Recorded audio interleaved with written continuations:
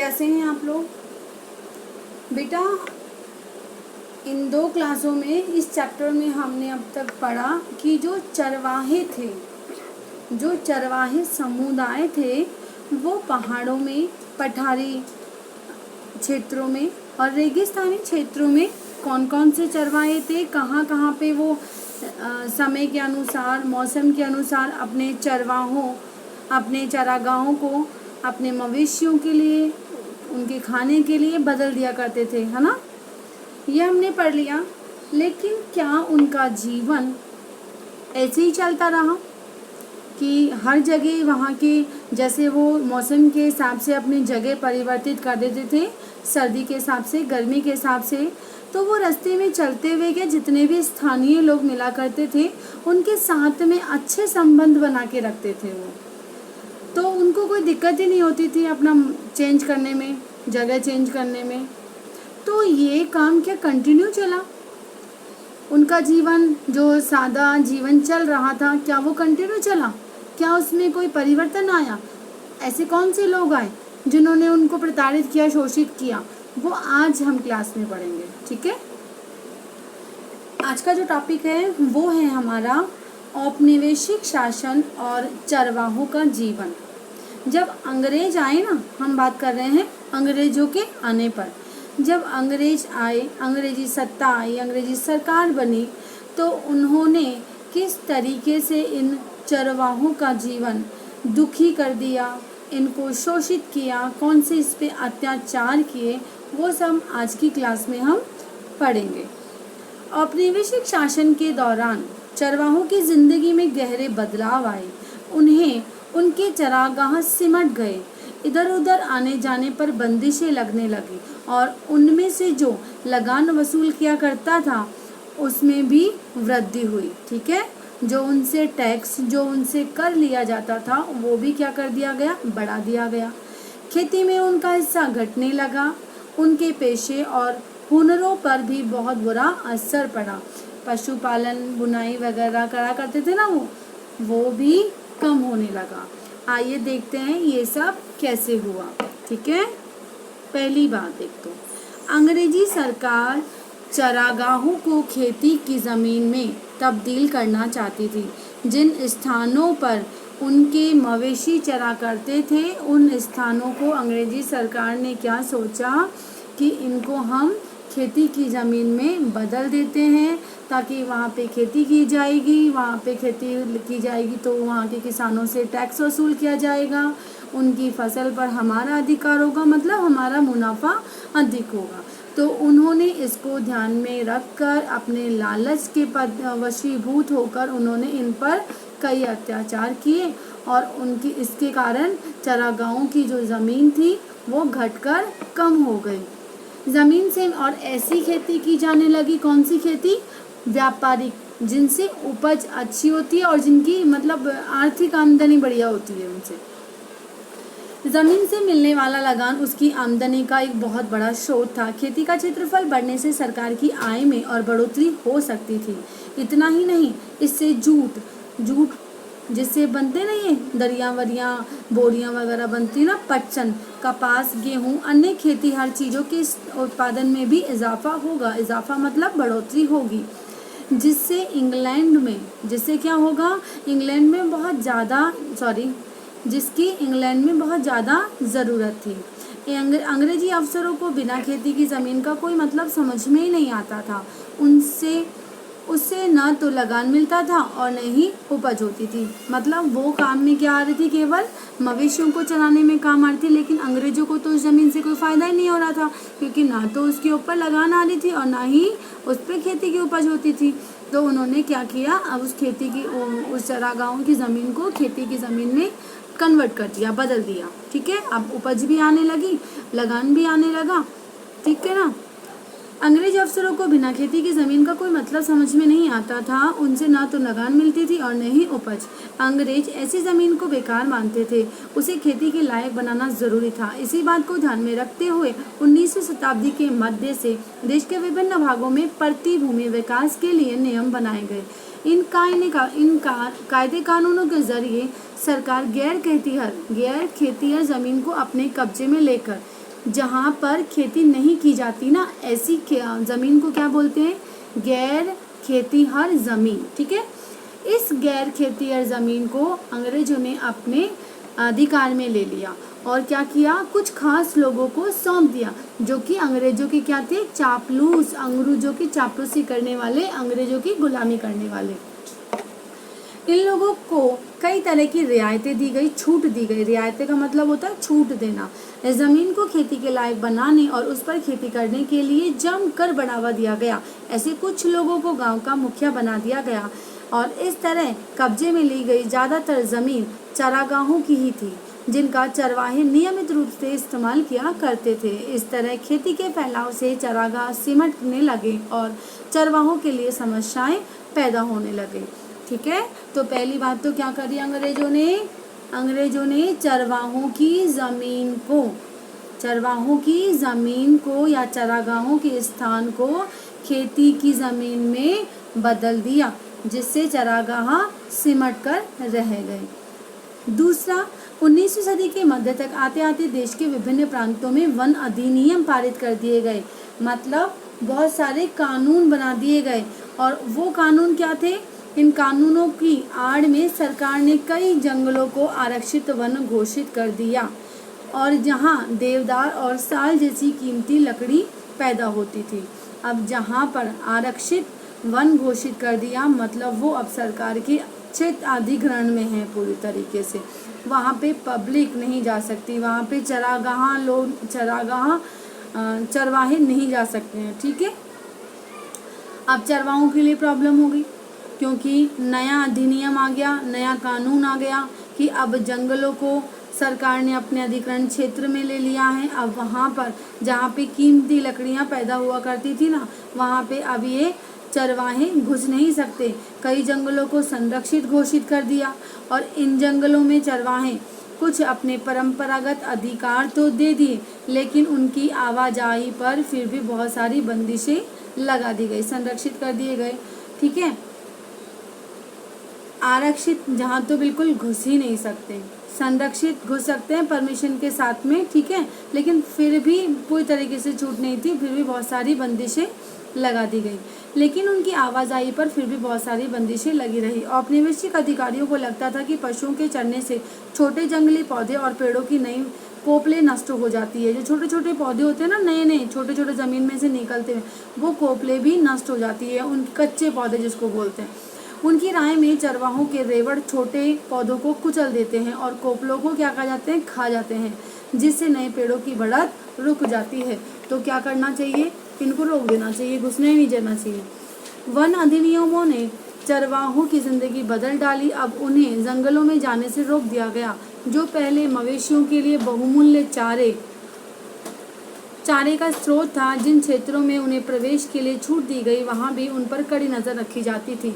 जंगलों में दाखिल होने के लिए उन्हें परमिट यानी परमिशन, एक कार्ड होता है परमिट, है ना, परमिट लेना पड़ता था। जंगल में उनके प्रवेश और वापसी की तारीख भी तय होती थी और जिस तरीके से वीज़ा होता है ना, जाने का और आने का फिक्स होता है, उसी तरीके से उस टाइम पे इन लोगों को परमिट जारी किया गया, जिसमें जंगलों में आप कब तो जाओगे और कब कौन सी डेट को वापस आओगे वो डिक्लेयर होता था।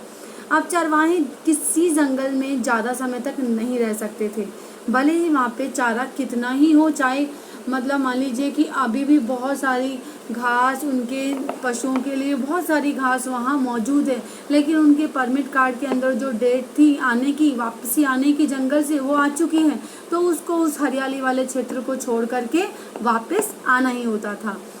उन्हें इसलिए निकलना पड़ता था क्योंकि अब उनकी ज़िंदगी वन विभाग के द्वारा जारी परमिटों के अधीन थी। परमिट में पहले ही लिख दिया जाता था कि वह कानूनन कब तक जंगल में रहेंगे। अगर वह समय सीमा का उल्लंघन करते हैं तो उन पर जुर्माना लगा दिया जाता था। ठीक है, पहला रीज़न हो गया चरागाह सिमट कर रह गए क्योंकि खेती की ज़मीन में उनको बदल दिया गया। दूसरा हो गया वन अधिनियम, कानून पारित किए गए। ठीक है, और उसके अधीन क्या किया गया, चरवाहों पर बहुत सारे कड़े कानून लगा दिए गए। अब तीसरी बात देखते हैं क्या हुआ। अंग्रेज अफसर घुमंतु मतलब घूम कर, ये जो चरवाहे थे क्या करते थे, एक स्थान पे रहते नहीं थे ना, घूमते थे ना, तो घूमने वाले घुमंतु किस्म के लोगों को शक की नज़र से देखते थे।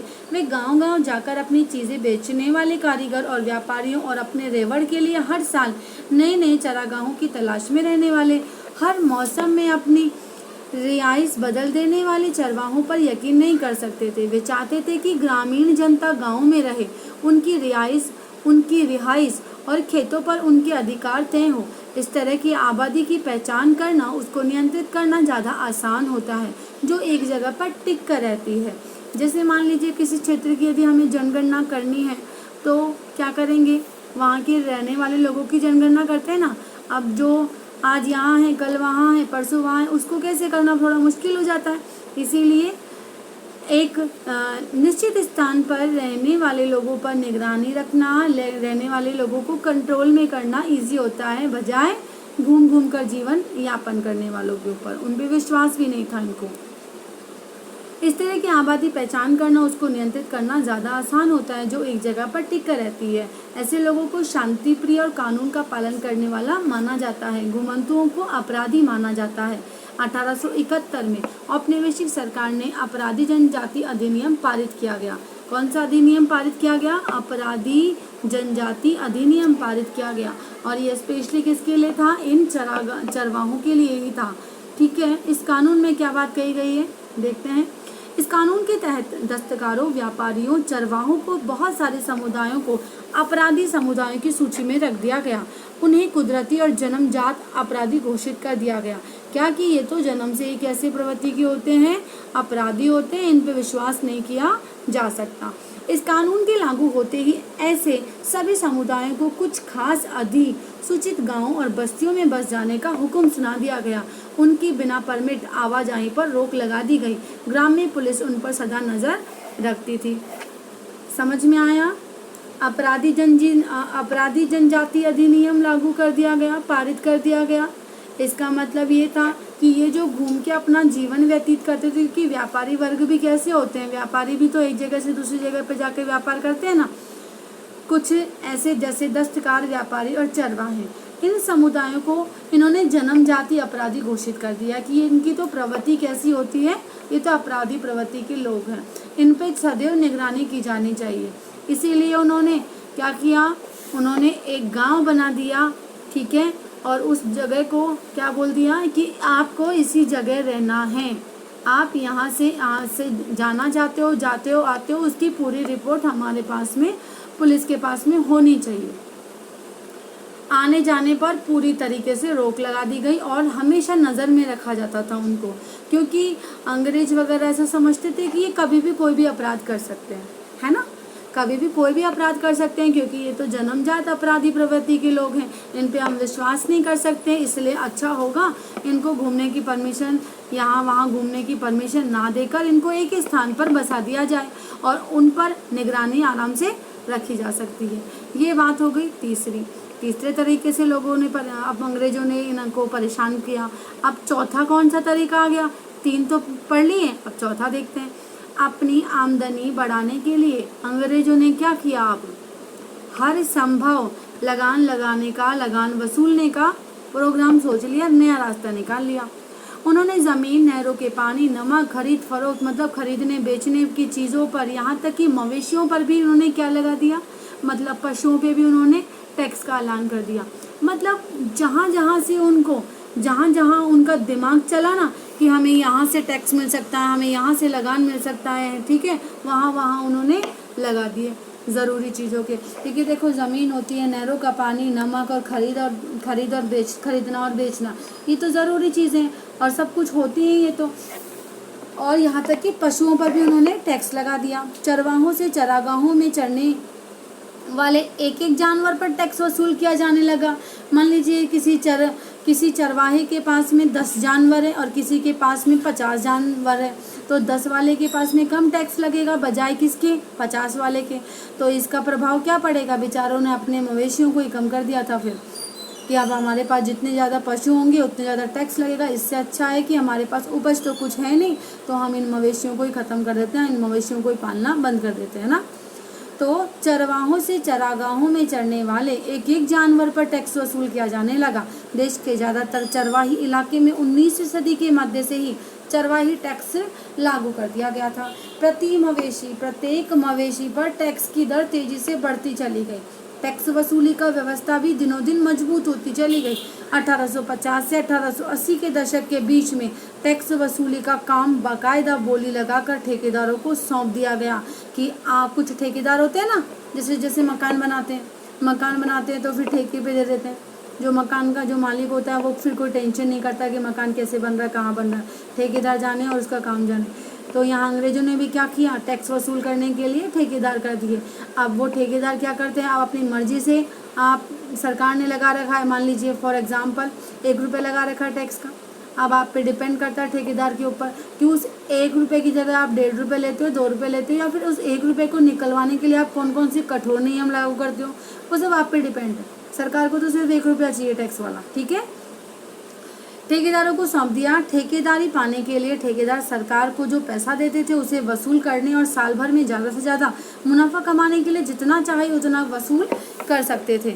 1880 के दशक तक आते आते सरकार ने अपने कारिंदों के माध्यम से, कारिंदों मतलब अपने क्या बोलते हैं उसको, कारिंदे मतलब होते हैं ना अपने ये ठेकेदार वगैरह होते हैं ना, क्या बोलेंगे, एजेंट, सॉरी, हाँ, एजेंट के माध्यम से सीधे चरवाहों से कर वसूलना प्रारंभ कर दिया।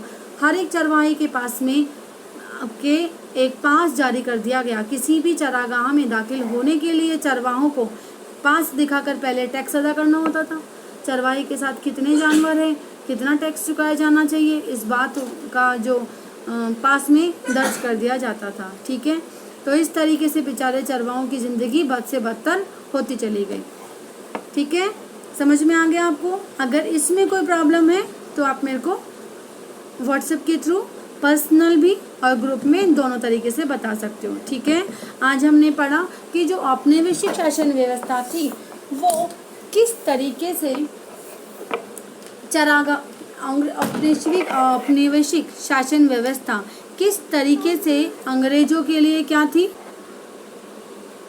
तो किस तरीके से जीवन इनका बद से बदतर हो गया।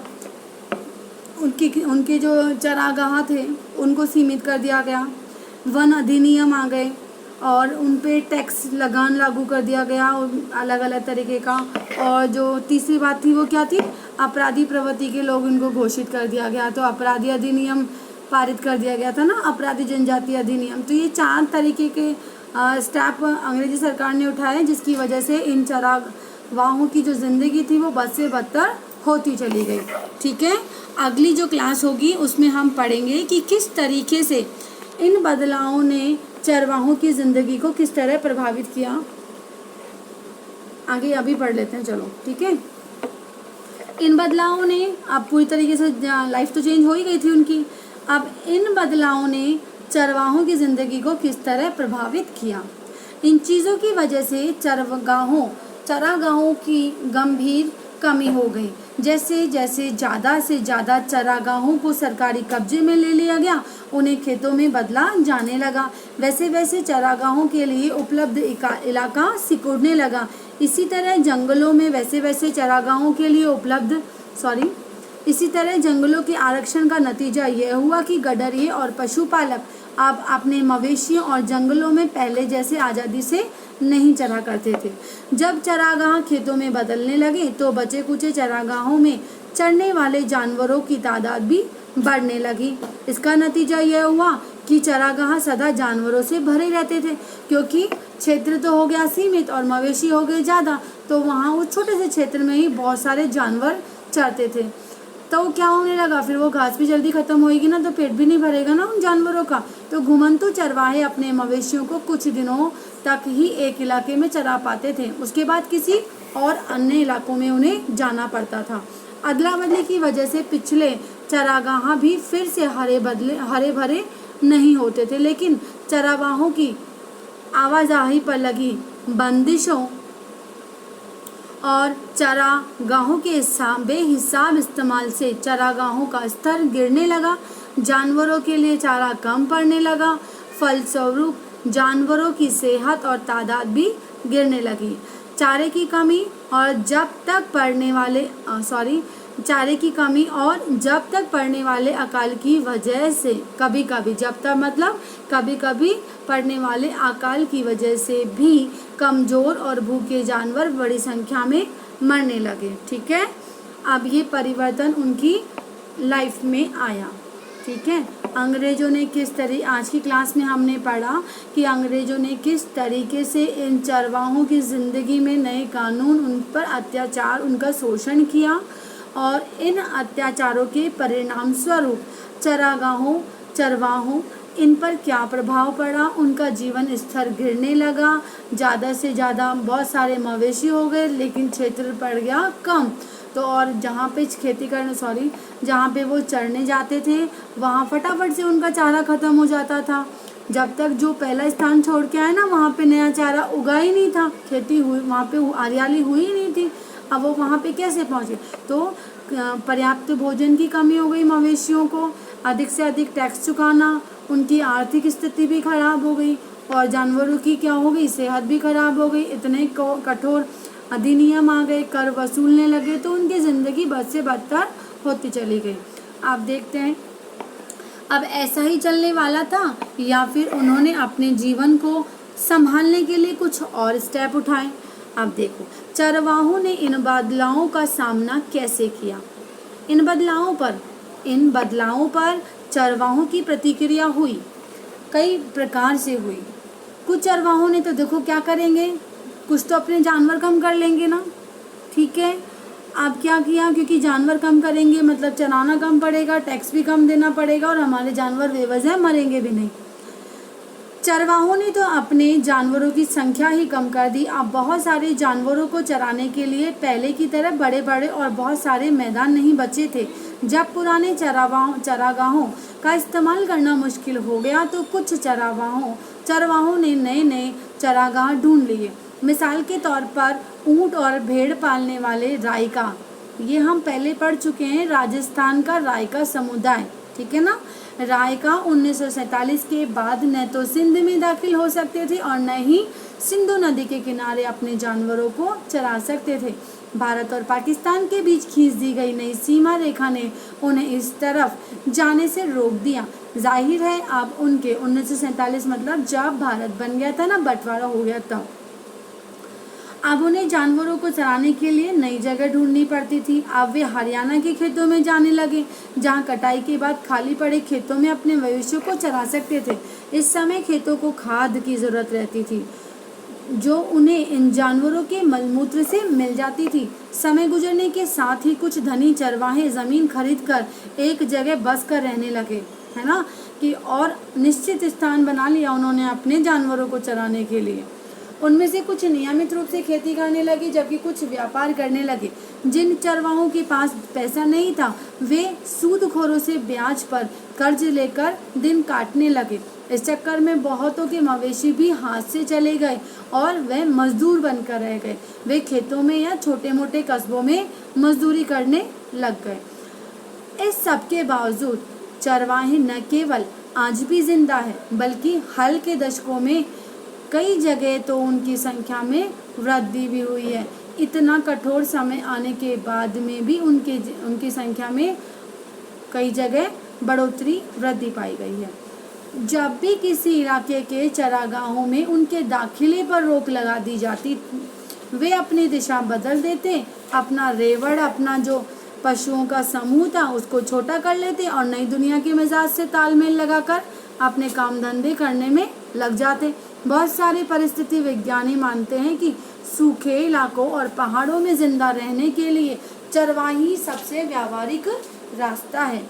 बहरहाल चरवाहों के इस तरह के बदलाव सिर्फ हमारे देश में ही नहीं थोपे गए, दुनिया के बहुत सारे इलाकों में नए नए कानूनों, बसाहट के नए तौर तरीकों ने उन्हें आधुनिक दुनिया में आ रहे बदलावों के मुताबिक अपने ज़िंदगी का ढर्रा बदलने पर मजबूर कर दिया। ढर्रा मतलब जिस तरीके से वो कंटिन्यू जी रहे थे ना, ज़िंदगी का एक नया तरीका उन्होंने सीख लिया। आधुनिक विश्व में आए इन बदलावों से निपटने के लिए बाकी देशों के चरवाहों ने क्या रास्ते अपनाए। ठीक है, ये बात हो गई हमारे भारत की। अब नेक्स्ट क्लास में पढ़ेंगे हम अफ्रीका में चरवाहा जीवन। ओके स्टूडेंट्स, आई थिंक आपको सबको समझ में आ गया होगा। देखिए ये जो मैप है, इस मैप के अंदर आपको जो ध्यान में रखना है वो है, एक है गद्दी समुदाय, ठीक है, एक है गुज्जर बकरवाल, एक है राइका, इन तीनों, और एक मैंने पढ़ाया था आपको धंगर, ठीक है। ये 4 मेन है, इन चारों मेन का स्थान आपको याद रखना है, ठीक है। कॉपी में नोट डाउन भी कर लीजिएगा। यहाँ पे एक है गद्दी, गुज्जर बकरवाल, राइका समुदाय और धंगर महाराष्ट्र, ठीक है। ओके, और अपनी अपनी कॉपी चेक करवाने के लिए कल लेके आना है होमवर्क को, और जो अगला जो होमवर्क होगा ना, मैं सबको फ़ोटोकॉपी से अवेलेबल करवा दूँगी। सब लोग कल कॉपी का होमवर्क भी चेक कराएंगे और नेक्स्ट वर्क भी लेकर जाएंगे साथ में। Okay student, take care, bye bye.